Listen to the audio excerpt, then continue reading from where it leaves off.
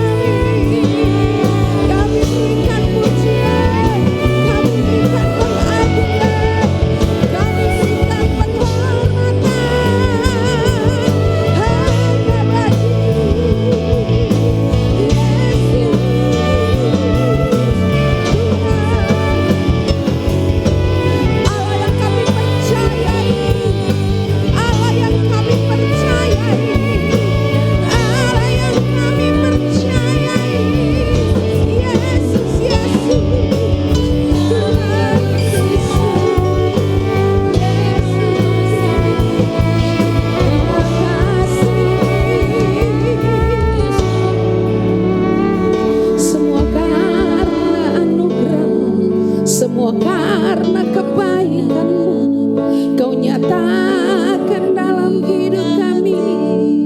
Terima kasih, tak pernah Kau tinggalkan kami, tak pernah Kau biarkan kami berjalan sendiri. Tangan kanan-Mu menopang kami Bapa. Kau bawa kami terbang lebih tinggi bagai Raja Wali, mengatasi langit biru bersama-Mu Bapa. Kami cakap melakukan perkara-perkara yang hebat, sebab Tuhan kami hidup, sebab Tuhan kami hidup. Dia berkuasa, tiada yang dapat menandingi-Mu Tuhan, tak ada yang dapat disejajarkan dengan-Mu. Terima kasih, haleluya. Iralabasyikarabasyanda. Terima kasih. Terima kasih Tuhan. Ya Yesus, kinaralabatakarabasyandara. Kami mau menikmati kehadiran-Mu di tengah-tengah kami Tuhan. Kami mau menikmati kehadiran-Mu di tengah-tengah kami. Engkau sendiri yang akan memuaskan kami. Engkau sendiri akan memuaskan dahaga jiwa kami. Engkau Tuhan yang mengerti keadaan kami. Terima kasih Tuhan. Terima kasih. Terima kasih Tuhan. Bless the Lord, oh my soul, oh my soul. Amin. Worship His holy name. Amin. Sing like never before, oh my soul, oh my soul. I worship Your holy name. Oh, bless the Lord, bless the Lord, oh my soul. Amen. Oh my soul, worship His holy name. Amen. Sing like never before. Oh my soul, I worship Your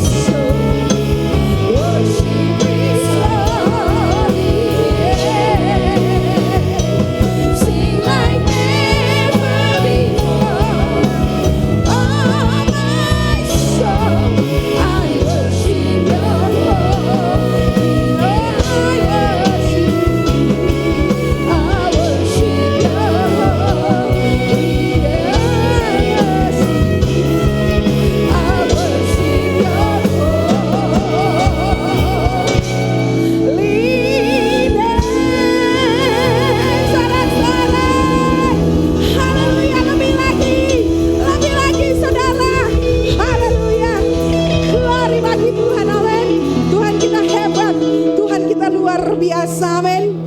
Bila Tuhan bersama dengan kita, siapakah lawan kita? Tidak ada, amin. Haleluya, kita angkat pujian bersama. Mari bertepuk tangan, memuliakan Tuhan, bersuka cita.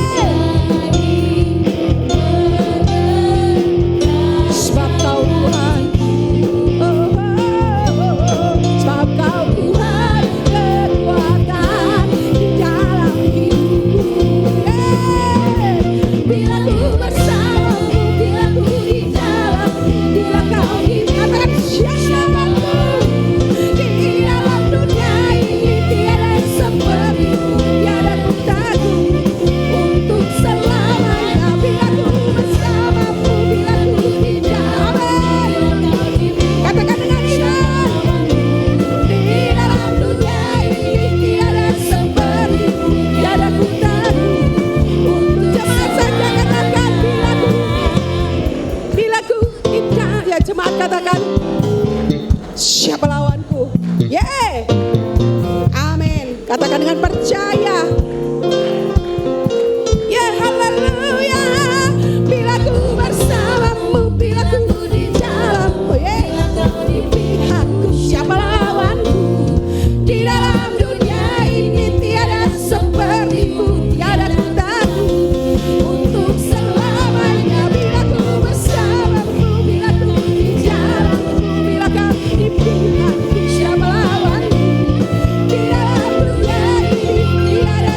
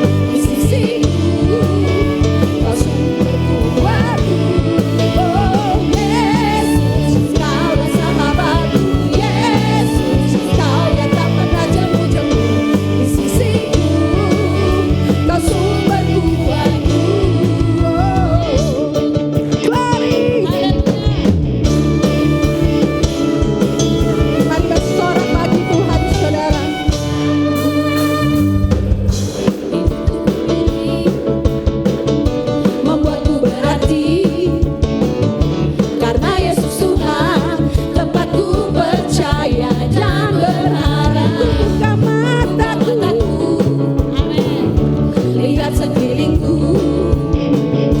Ku harus katakan kebenarannya yang membebaskan.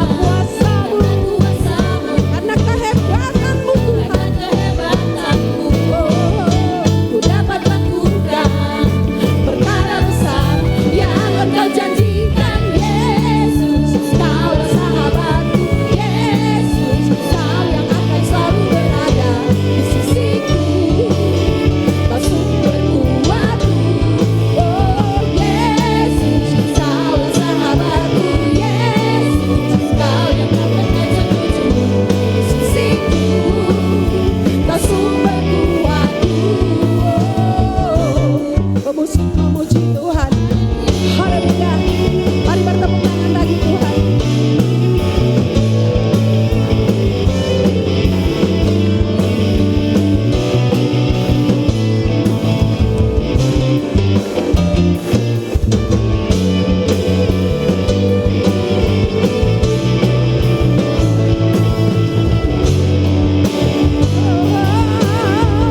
Yesus kau sahabat, sahabat yang terbaik.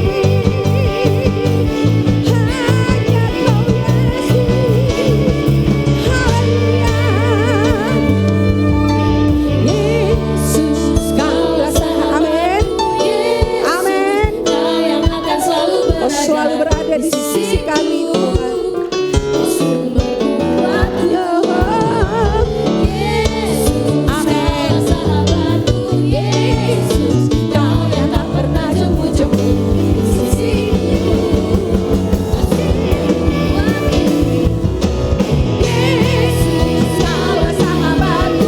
Yesus, Kau yang akan selalu berada di sisiku. Kau sumber kuatku. Yesus, Kaulah sahabatku. Yesus, Kau yang tak pernah jemu-jemu di sisiku. Kau sumber kuatku. Yesus, Kaulah sahabatku. Yesus, Kau yang akan selalu berada di sisiku. Kau sumber kuatku. Yesus, Kaulah sahabatku. Yesus, Kau yang tak pernah jemu-jemu di sisiku. Kau sumber kuatku. Sama-sama katakan, Kau saat berjalan di sisiku, berjalan di sisiku. Kau saat selama-lamanya, selama-lamanya. Kau sahabatku, berjalan di sisiku selama-lamanya.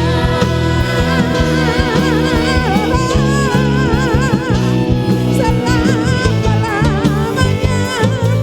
Haleluya. Bersorak-sorai, pujian yang terbaik bagi Tuhan. Haleluya. Terima kasih Tuhan. Haleluya, ini rindu kami Tuhan.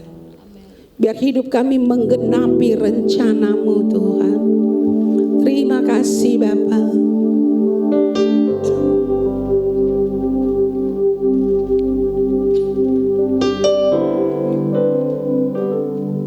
Hidupku menggenapi firman-Mu. Amen. Tanda mujizat sertai tiap langkahku. Kau bersamaku di dalamku, jadi bukti kebesaran-Mu.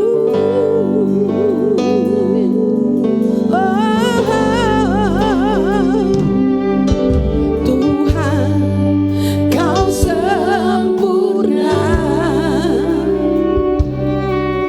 dalam rencana-Mu dan karya. Katakan, ku serahkan hidupku. Ku serahkan hidupku.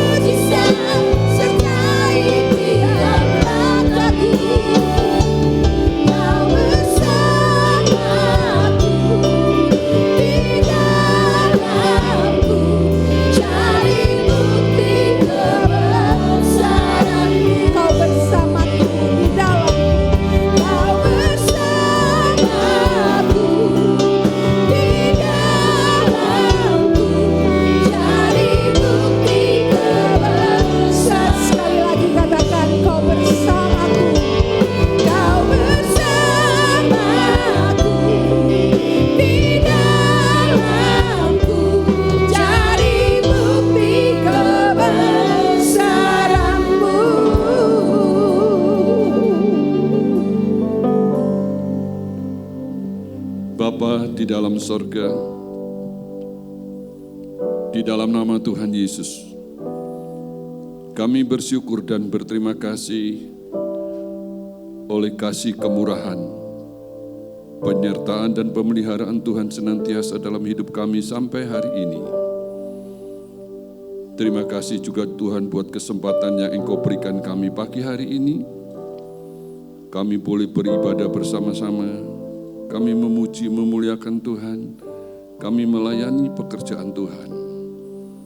Biar setiap pujian, penyembahan, dan pelayanan yang kami sudah berikan buat Tuhan boleh menjadi berkat buat banyak orang dan menyenangkan hati Tuhan dan menguatkan iman kami. Dan dengan iman kami dapat menghadapi setiap persoalan hidup ini dengan selalu berkemenangan. Terima kasih Tuhan, oleh sebab itu Tuhan sebentar tiba saatnya kami mau belajar lagi firman Tuhan. Kiranya firman Tuhan dapat lebih menguatkan iman kami untuk kami boleh lebih mengerti bagaimana kami hidup mengasihi Tuhan. Di dalam nama Tuhan Yesus hamba mohon doa ini. Amin. Puji Tuhan, silakan saudara duduk.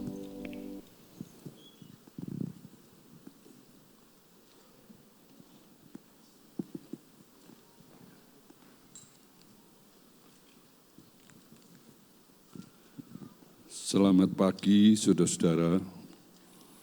Oleh anugerah Tuhan pagi hari ini kita mendapat kesempatan lagi bersama-sama belajar firman Tuhan.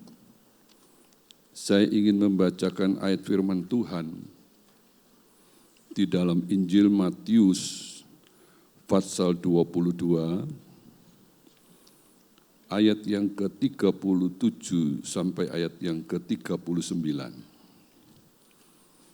Demikian firman Tuhan. Jawab Yesus kepadanya, sekali lagi, Matius 22, ayat 37 sampai 39. Jawab Yesus kepadanya, kasihilah Tuhan Allahmu dengan segenap hatimu, dan dengan segenap jiwamu, dan dengan segenap akal budimu. Itulah hukum yang terutama dan yang pertama, dan hukum yang kedua yang sama dengan itu ialah, kasihilah sesamamu manusia seperti dirimu sendiri. Saudara-saudara, saudara dan saya, kita hadir pagi hari ini, kita beribadat kepada Tuhan, bahkan kita juga yang sudah mendapat kesempatan melayani pekerjaan Tuhan, bukan hanya hari ini, diharapkan setiap hari Minggu, saudara dan saya setia ibadat dan melayani pekerjaan Tuhan. Mengapa kita lakukan ini, saudara? Saudara yang setia ibadat maupun melayani pekerjaan Tuhan, pasti jawabannya itu sama, kurang lebih, karena saudara dan saya, masing-masing kita mengasihi Tuhan. Orang yang kurang atau belum mengasihi Tuhan, orang itu juga akan kurang setia di dalam ibadatnya. Dengan kata lain, mereka yang kurang setia, kemungkinan mereka juga kurang mengasihi Tuhan. Saudara-saudara, mengasihi Tuhan itu dengan segenap hati, dengan segala akal budi, dengan segenap jiwa kita. Saya ulangi, kasihilah Tuhan dengan segenap hati, segenap jiwa, dan segala akal budi. Itu hukum yang terutama. Dan yang pertama, yang kedua, kita juga harus mengasihi sesama manusia sama seperti kita mengasihi diri sendiri. Mungkin firman Tuhan ini sudah pernah saudara dengar, saudara pernah membaca di dalam Alkitab, tapi bukan kebetulan pagi hari ini Tuhan ingatkan kita kembali, mungkin ada di antara saudara dan saya kurang mengasihi Tuhan dengan segenap hati. Mengapa saya berani mengatakan seperti ini? Sebab orang yang mengasihi Tuhan itu ada tandanya. Apa tandanya orang yang mengasihi Tuhan? Selain dia setia, ibadat dan melayani, orang itu menurut kehendak Tuhan. Sekali lagi, orang yang mengasihi Tuhan, dia menurut segala perintah-perintah Tuhan. Yohanes 14 ayat 15. Sekali lagi saudara-saudara, orang yang mengasihi Tuhan, dia menuruti segala perintah Tuhan. Menurut, tidak cukup kita cuma percaya. Oleh anugerah Tuhan, saudara dan saya sudah percaya Tuhan Yesus. Percaya Yesus itu Tuhan dan Juru Selamat. Tapi belum cukup kita hanya percaya. Setelah percaya kita perlu taat. Roma 1 ayat 5. Ya. Sekali lagi saudara-saudara, kalau saudara dan saya kita bisa percaya Tuhan Yesus, itu hal yang baik, itu sudah betul. Tapi setelah kita percaya, kita perlu taat. Tuhan ingin agar saudara dan saya kita ini taat, menurut perintah Tuhan, menurut firman Tuhan. Orang yang mengasihi Tuhan itu menuruti segala perintah Tuhan. Dengan kata lain, kalau orang itu belum menurut perintah Tuhan, belum menurut firman Tuhan, kemungkinan orang ini belum mengasihi Tuhan, meskipun dia sudah setia ke gereja. Belum cukup cuma setia di dalam ibadat, aktif dalam pelayanan, tapi kita perlu menurut firman Tuhan. Supaya apa? Supaya itu tandanya orang yang mengasihi dan dia menurut firman, maka Bapak juga mengasihi. Ini penting saudara, mungkin ada saudara yang belum tahu. Tidak cukup sebagai orang Kristen cuma mengasihi Tuhan, tapi setelah mengasihi Tuhan kita harus menurut firman Tuhan. Sebab apa saudara-saudara? Kalau cuma mengasihi Tuhan dan dia tidak menurut perintah Tuhan atau firman Tuhan, maka Bapak tidak mengasihi orang itu. Jangan terburu-buru senang dulu kalau cinta Tuhan. Kalau boleh pagi hari ini saya tanya, saudara-saudara, apakah saudara cinta Tuhan, mengasihi Tuhan? Amin. Pertanyaan kedua, apakah Tuhan juga mengasihi saudara?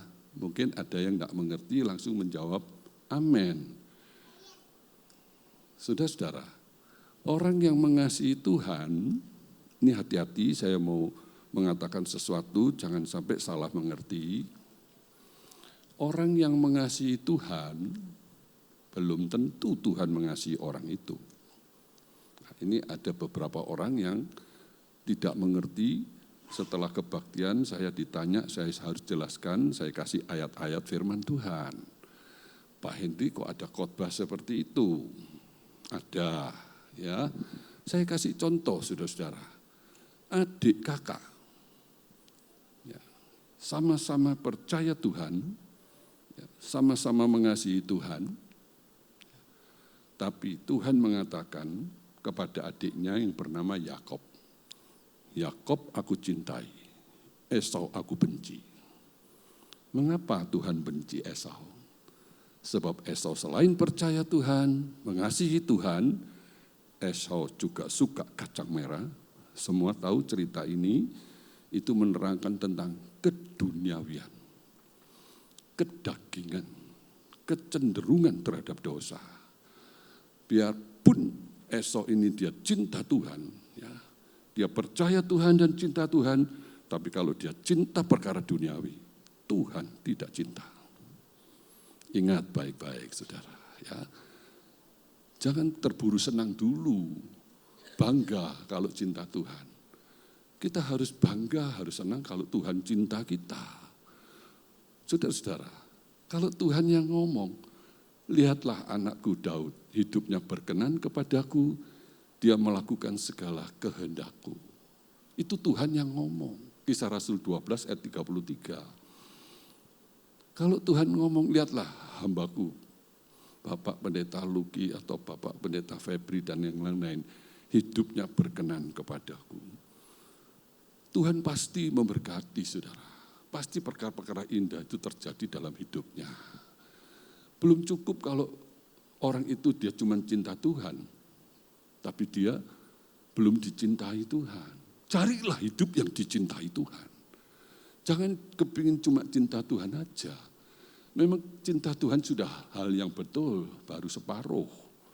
Setelah kita cinta Tuhan, carilah hidup bagaimana Tuhan mengasihi kita. Yohanes 14:23. Orang yang mengasihi Tuhan dan menuruti firman-Nya, maka Bapa mengasihi orang itu. Dan kami, K-nya itu huruf besar, tinggal di dalam orang itu. Kami itu adalah Bapa, Anak, dan Roh Kudus. Sekali lagi saudara, saya jelaskan pelan-pelan, yang penting mengerti. Jangan bosan kalau saya ulang, sebab ada orang yang bosan atau tidak mengerti, sayang. Langsung diambil burung, diambil setan. Pengertian kebenaran yang murni, yang sejati jadi hilang. Tidak ada gunanya.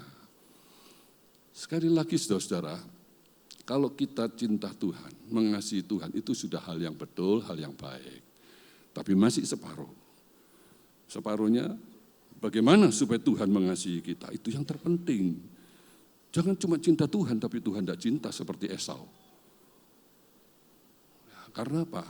Cinta Tuhan, tapi juga cinta perkara dunia. Itu orang seperti Wahyu 3:16, tidak panas, tidak dingin, suam. Dan orang suam itu dimuntahkan sama Tuhan. Tidak bisa masuk surga, saudara. Meskipun di dunia sukses. Mungkin dia pelayanannya juga sukses dalam tanda kutip. Tapi mati tidak ketemu Tuhan. Yang penting mati ketemu Tuhan. Buat apa sukses di dunia pekerjaan secara sekuler atau pekerjaan gereja, tapi mati tidak ketemu Tuhan. Matius 7:21 berlaku sama orang ini. Dia cuma berseru Tuhan, Tuhan, tapi dia tidak melakukan kehendak Tuhan.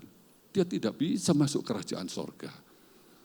Apa yang dikatakan oleh pengkhotbah, selalu ada ayat firman Tuhan, ada ayatnya supaya jemaat bisa percaya. Dan tidak main-main setelah percaya. Hidup ini, rohani ini jangan main-main, saudara. Harus mengerti dengan betul. Tidak cukup cuma percaya Tuhan. Setelah percaya harus taat, Roma 1:5. Setelah percaya harus menurut. Mengasihi Tuhan itu menurut firman.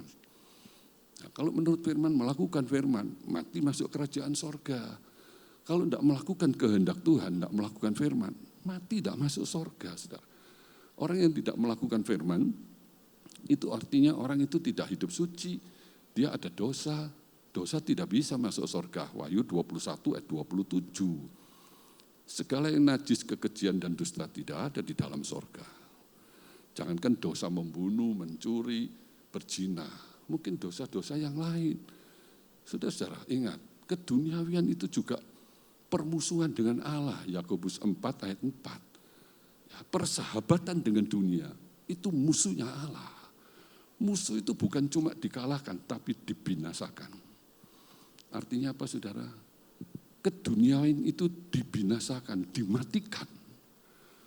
Nah, ini berat, ini pengajaran berat, tapi indah. Ini harus dimengerti saudara, harus bertumbuh rohani ini sampai pengajaran seperti ini. Mengasihi Tuhan saja belum cukup kalau Tuhan belum mengasihi kita. Bagaimana supaya Tuhan mengasihi kita? Yohanes 14:23 tadi, setelah kita mengasihi Tuhan, kita harus menuruti firman-Nya, maka Bapa mengasihi kita. Kalau tidak menurut perintah Tuhan, Bapa tidak mengasihi. Sebab orang ini mengasihi duniawi. Juga ditulis dalam 1 Yohanes 2:15 dan 16. Orang yang menuruti keinginan mata, keinginan daging dan keangkuhan hidup, apa yang ada di dalam dunia, dia mengasihi dunia ini, maka kasih Bapa tidak ada di dalam orang itu.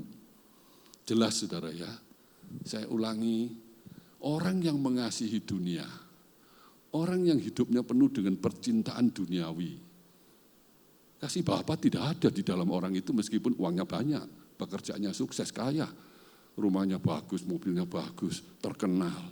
Bapak tidak mengasihi. Kalau Bapak tidak mengasihi, mau masuk rumah Bapak mati. Tidak bisa. Mana mungkin bisa kalau Bapak tidak mengasihi. Melihat Bapak aja tidak bisa karena ada dosa. Matius 5 ayat 8. Hanya orang yang suci hatinya bisa melihat, memandang Allah. Memandang Allah aja tidak bisa kok mau masuk rumahnya Allah. Tidak mungkin, saudara. Oleh sebab itu jangan ada dosa.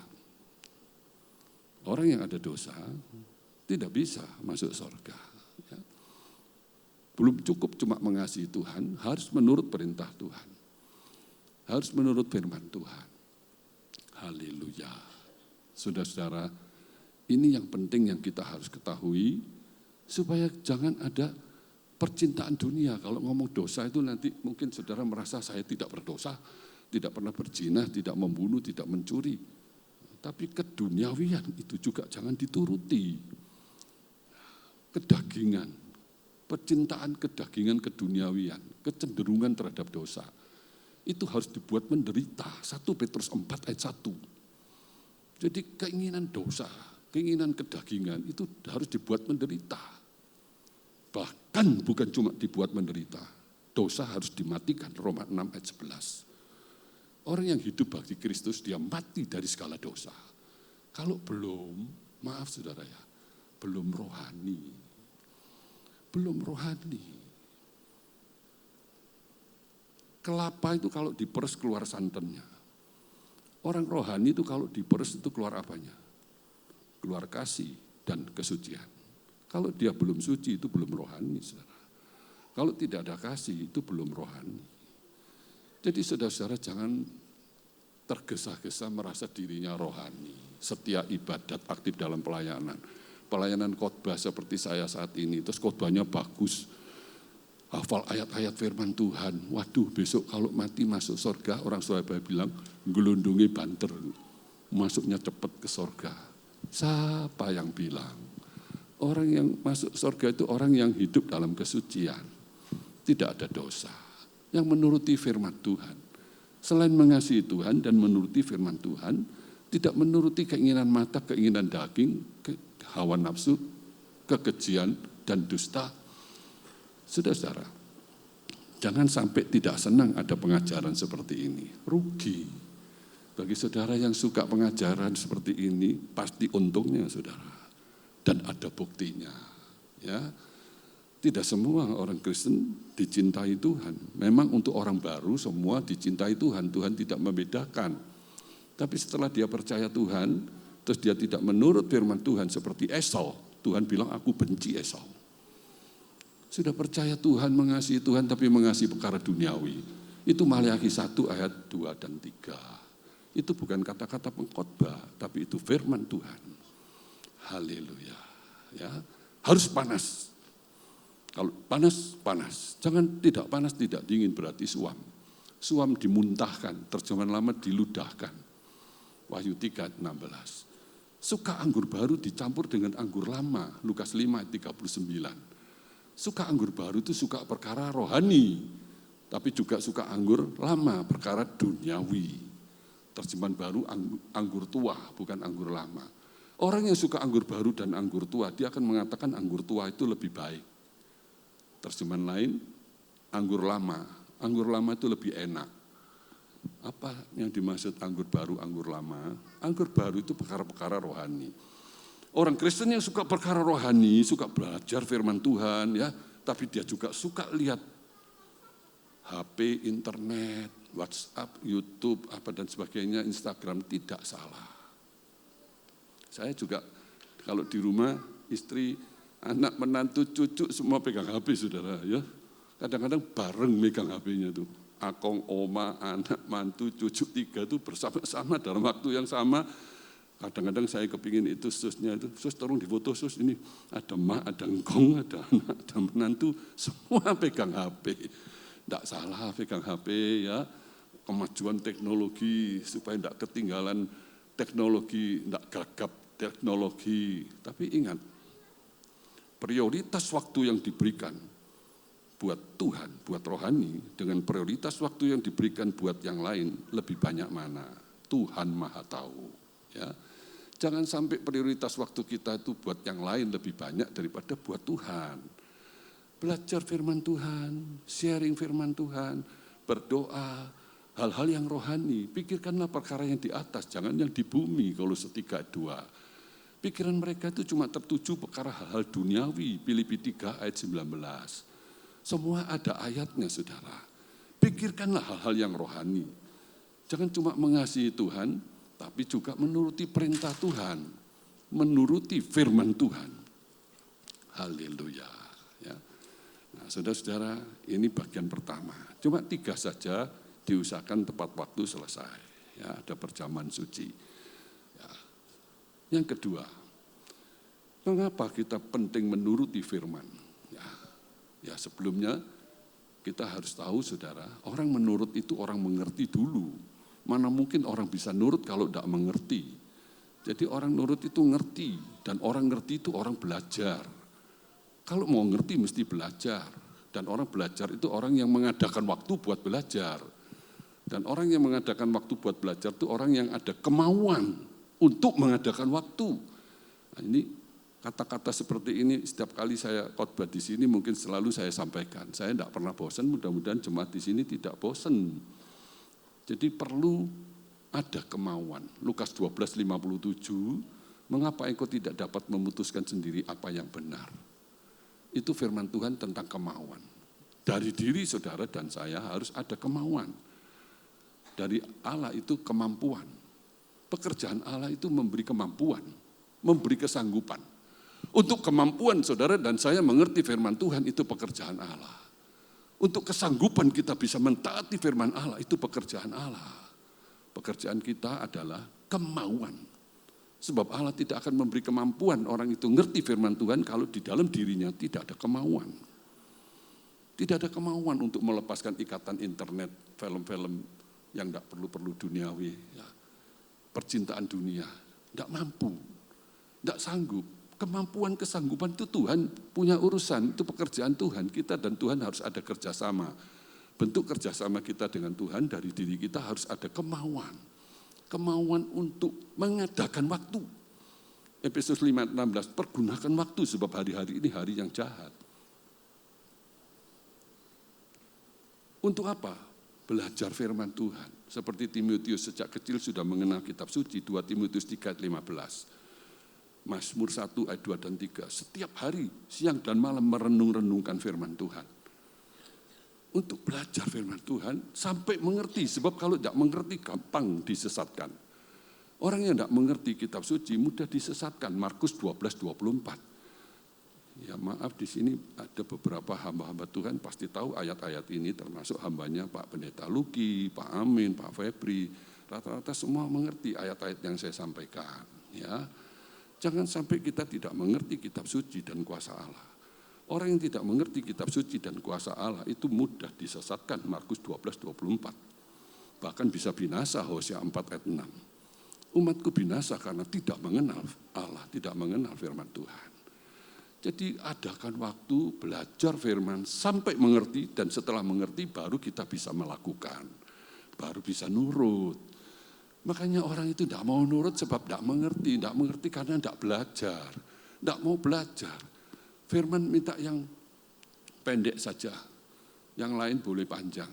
Memang khotbah itu ada waktu, harus disiplin. Roh Kudus itu roh yang tertib, disiplin. Ada perjamuan suci, selesai ini mungkin ada kebaktian anak sekolah minggu atau ada acara latihan paduan suara, kur dan sebagainya. Setiap acara di dalam gereja harus disiplin, harus tertib. Roh Kudus itu roh yang tertib. Tidak boleh terus kepingin khotbah, kepingin ngajar, dikasih waktu 45 menit khotbah sampai 1,5 jam. Ya tidak boleh. Ya. Tetapi jangan sampai tidak suka firman Tuhan. Ya. Rugi kalau tidak suka firman. Suka yang pujian, musik, drama, pertunjukan, apa acara-acara lomba, semua boleh. Tapi hargai firman Tuhan lebih dari semuanya. Dan pasti ada bedanya orang yang suka firman sama yang kurang suka. Oleh sebab itu saudara, kita perlu belajar firman supaya iman kita jadi kuat. Oh ya, tadi saya diberitahu nanti ada tandanya kalau sudah selesai. Ya. Saudara-saudara, mengapa perlu belajar firman? Supaya iman kita bisa bertumbuh. Atau dengan kata lain supaya punya iman. Sebab iman itu datang dari firman. Roma 10 ayat 17. Saya lupa tadi mulai jam berapa Pak Febri, belum ya? Oh belum ya, tolong dikasih tahu Pak, enggak apa-apa ya. Kita saudara, kita saling mengasihi di dalam kasih pelayanan, enggak apa-apa, enggak boleh tersinggung ya. Saudara-saudara, kalau kita belajar firman, itu iman bisa jadi bertumbuh, bisa muncul iman. Roma 10:17, iman itu datang dari pendengaran akan firman.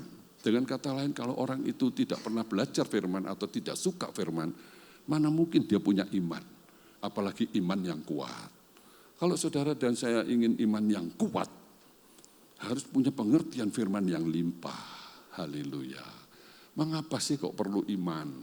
Perlu sebab segala macam kesukaran-kesukaran di dalam hidup ini itu dihadapi bahkan dikalahkan dengan iman. 1 Yohanes 5 ayat 4. Iman itu mengalahkan dunia. Bayangkan, mengalahkan apa yang ada di dalam dunia. Artinya iman itu mengalahkan segala macam kesukaran. Kesukaran apa saudara? Kesukaran dalam rumah tangga, kesukaran di dalam pekerjaan dan keuangan, kesukaran menghadapi gangguan kesehatan, kesukaran di dalam pelayanan gereja. Mungkin semua yang saya sebutkan tadi sudah sering dibahas di dalam khotbah. Itu hadapi dengan iman. Hadapi dengan pengertian firman Tuhan. Tetapi pagi hari ini saya akan menyampaikan kesukaran yang lain yang harus kita hadapi dengan iman. Kesukaran apa? Kesukaran untuk hidup benar. Hidup dalam kesucian itu tidak mudah. Untuk melakukan yang baik itu tidak mudah, saudara. Tahu harus melakukan yang baik, tidak dilakukan. Tapi yang tidak boleh dilakukan yang tidak baik, itu yang dilakukan oleh manusia. Roma 7 ayat 19. Sesuatu yang baik yang harus dilakukan tidak dilakukan.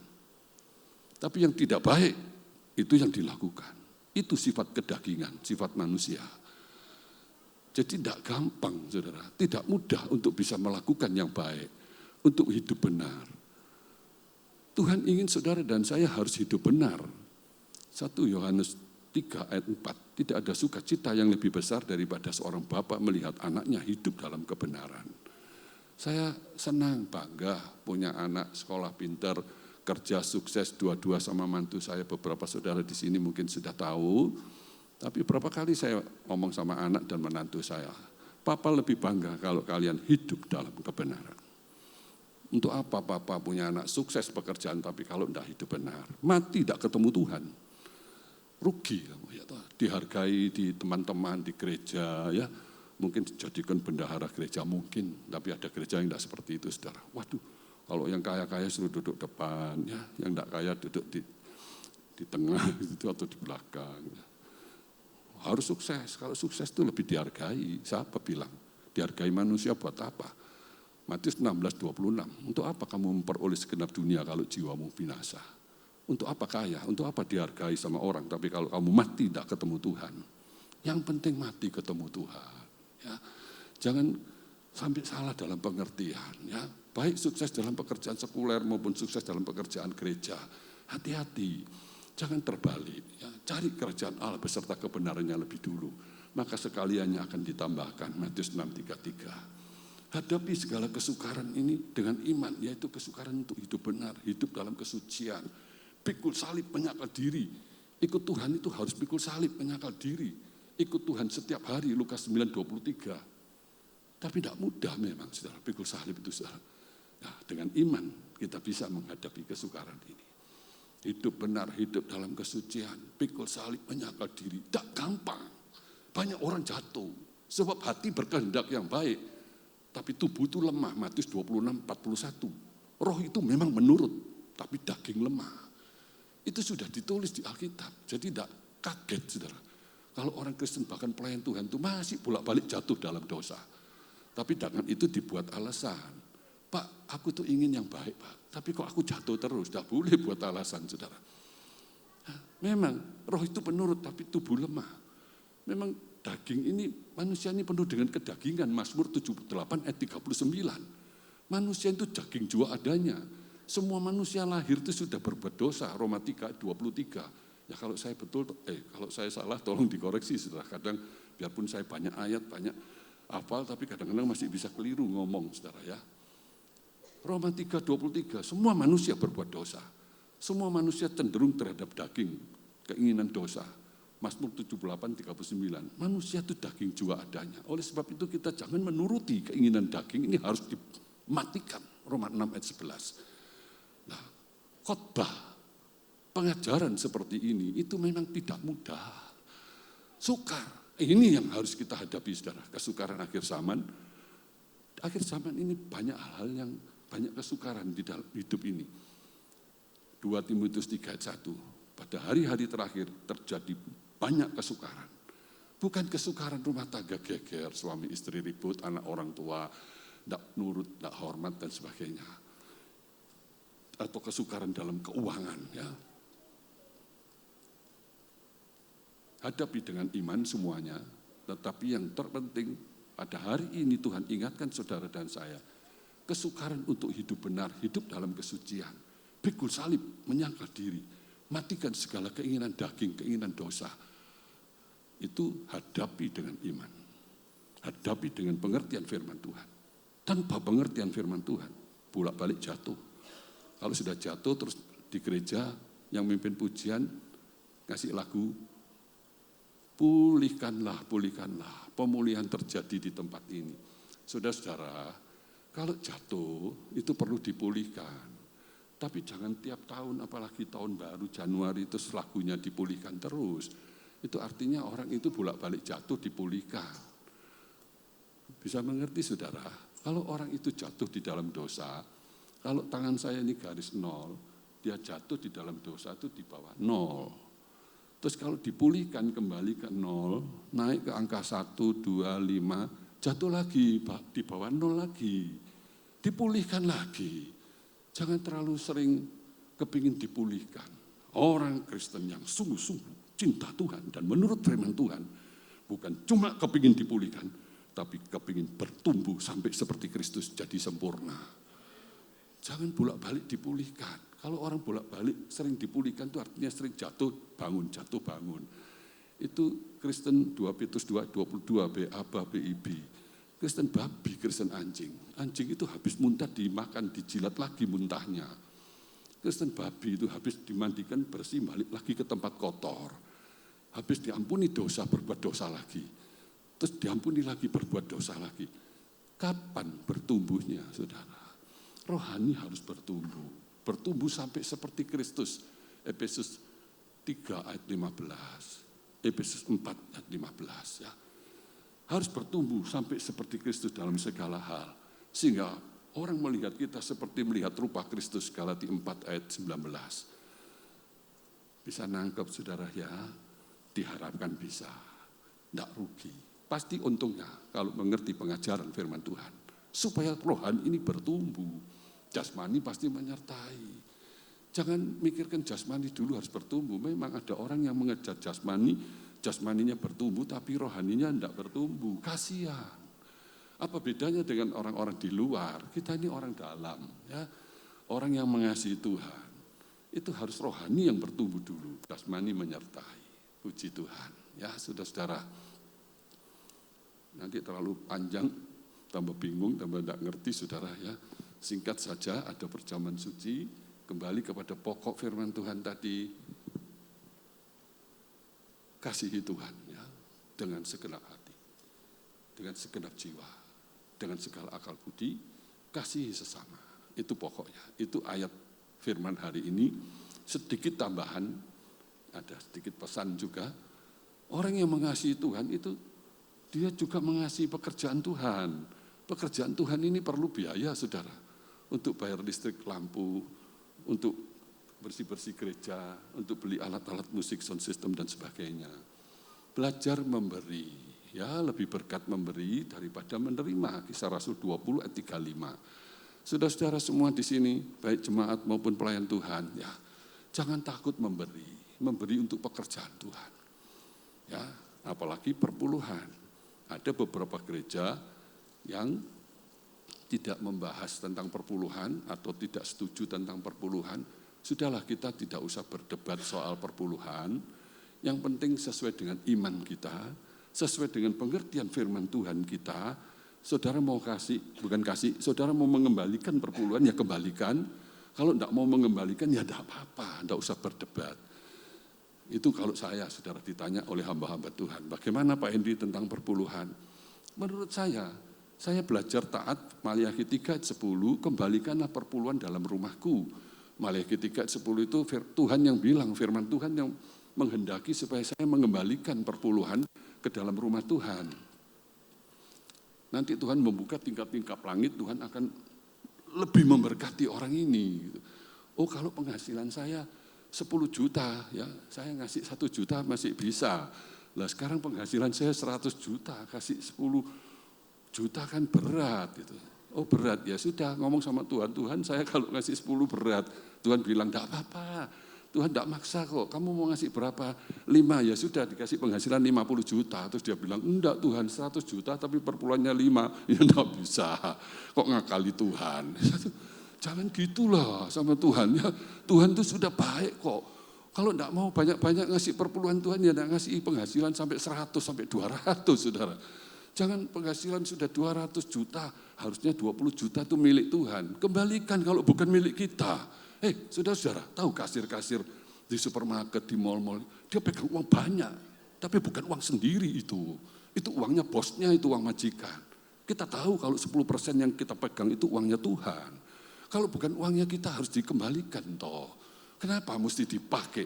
Bisa dilaporkan polisi, di penjara itu kalau ada kasir seperti itu di dunia. Untung Tuhan itu tidak gampang menjarakan anak Tuhan. Satu saat dipenjara sama Tuhan kalau dia mencuri perpuluhan itu. Perpuluhan itu bukan memberi, perpuluhan itu mengembalikan. Ya, kurang tepat kalau kata memberi. Haleluya. Jadi saudara-saudara, kembalikanlah 1/10 hasil penghasilan kita kepada Tuhan. Tuhan akan lebih memberkati lagi. Bukan cuma penghasilannya tambah saja, sehat, damai sejahtera dan sebagainya, saudara. Kita kan tidak mengejar uang, ya. Kita mengejar segalanya, saudara. Uang banyak kalau sakit-sakitan buat apa? Uang banyak kaya terus kena COVID ya mati, saudara. Ya, uang banyak terus mati tidak ketemu Tuhan kan rugi. Sudah jangan bingung terus uang. Saya bilang sama anak saya, menantu saya, dulu sama istri saya, sekarang sudah pensiun tidak kerja. Tidak apa-apa kerja yang giat, sukses. Tapi nomor 1 jangan karena uang. Saudara-saudara, kembali lagi saudara, ya. Kita harus bisa menghadapi kesukaran hidup benar, hidup suci, pikul salib, menyangkal diri itu dengan iman kita. Yaitu dengan pengertian firman. Nuruti firman, itu tandanya orang yang mengasihi Tuhan. Orang yang mengasihi Tuhan, dia menuruti perintah-perintahnya. Yohanes 14 ayat 15 tadi. Ya. Tidak rugi kalau saudara dan saya menurut firman Tuhan. Pasti untungnya. Ya. Haleluya. Dan banyak kesaksian, ya, bukan hanya dari saya, keluarga saya, juga saudara-saudara pasti punya kesaksian kalau kita menurut perintah Tuhan, ya, kita menurut firman Tuhan dengan betul, saudara. Ya, jangan terus ada orang saya sudah nurut, tapi lihat-lihat firman yang mana, ya. Oh firman di gereja A ini bagus pengajaran, kalau ini sesat hati-hati. Kita bukan dipanggil untuk menghakimi. Tapi kita dipanggil sebagai hamba untuk melayani. Ya, firman yang betul itu adalah firman yang diurapi Roh Kudus. Sebab firman ini cuma huruf yang mati, 2 Korintus 3 ayat 6. Tapi Roh Kudus menghidupkan. Jadi firman yang sejati, firman yang murni, firman yang betul-betul dari Tuhan, itu firman yang diurapi Roh Kudus. Pembawa firman pun harus diurapi Roh Kudus. Sebab Roh Kudus yang menghidupkan firman. Kalau tidak ini cuma huruf yang mati. Kalau tidak ada Roh Kudus, dia bisa memutar balik firman. Dan orang yang suka memutar balik firman, itu membinasakan dirinya sendiri. 2 Petrus 3 ayat 16. Betul, itu hambanya Pak Luki itu mantuk, Pak Amin mantuk ya. Jangan main-main menafsirkan Alkitab. Jangan sembarangan menerjemahkan, menafsirkan Alkitab. 2 Petrus 3 ayat 16. Ya, untuk mengerti rahasia firman ini, banyak hal-hal yang sulit kita pahami. Orang yang tidak teguh imannya, artinya tidak punya iman, tidak teguh, tidak punya pengertian firman yang betul, dia bisa memutar balik firman dan membinasakan dirinya. Membinasakan dirinya. Tidak ngeri ada kata membinasakan dirinya. Hati-hati saudara. Kalau suka memutar balik, Dia tidak berasa kalau dia mau mutar balik, tapi menerjemahkan atau menafsirkan sembarangan. Yesus bukan juru selamat, apa-apa, baptisan harus selam, tidak boleh percik, wah ribut di mana-mana saudara. Saya tidak ngurus itu saudara. Bagaimana supaya ada pengertian yang benar? Belajar firman Tuhan dengan pengurapan Roh Kudus. Bagaimana supaya diurapi Roh Kudus? Ya kita berdoa di dalam Roh. Ya udah ayat 20, kalau kamu berdoa, berdoalah di dalam Roh Kudus. Kalau kamu menyembah, sembahlah Allah di dalam roh dan kebenaran. Yohanes 4 ayat 24. Jadi kita harus berdoa di dalam Roh Kudus supaya Roh Kudus itu menuntun kita kepada kebenaran. Yohanes 16 ayat 13. Dan kebenaran itu adalah firman Tuhan. Yohanes 17 ayat 17. Enak kalau kita punya pengertian yang betul dari Tuhan, dari Roh Kudus. Belajar firman Tuhan, berdoa di dalam roh dan hidup dipimpin roh. Ini ayat terakhir, tidak cukup berdoa dalam roh, tapi juga harus hidup dipimpin roh. Orang yang cuma berdoa dalam roh, bahasa lidah, tapi hidup tidak dipimpin roh, itu seperti botol parfum yang kosong.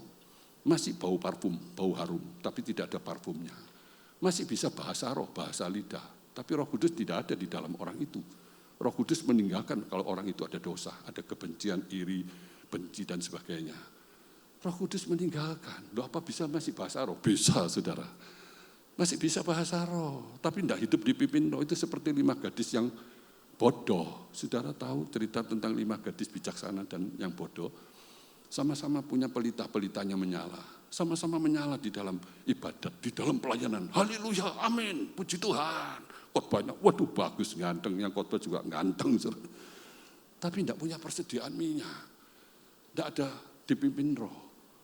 Waktu perjamuan dimulai, dia bingung cari minyak, tidak bisa, telat. Perjamuan sudah dimulai, ketinggalan. Waktu Tuhan Yesus datang ke dalam dunia ini kedua kali, ketinggalan orang yang tidak punya persediaan minyak, tidak dipimpin roh. Cuma pelitanya saja menyala di dalam pelayanan, semangat berapi-api. Tapi setiap hari juga harus dipimpin roh, bukan cuma di gereja. Amin, saudara-saudara. Ini pengajaran, bukan hanya untuk saudara tapi untuk saya.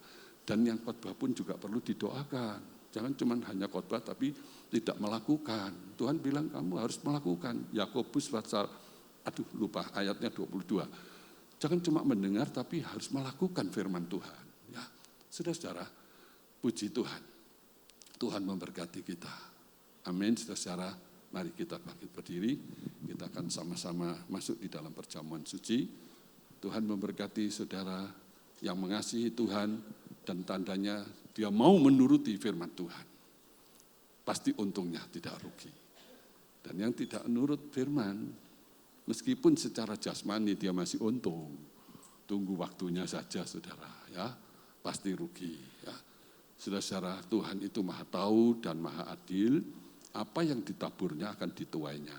Ya, cepat atau lambat, kebenaran itu akan terbukti. Puji Tuhan, kita menyanyikan pujian mengasihi lebih sungguh.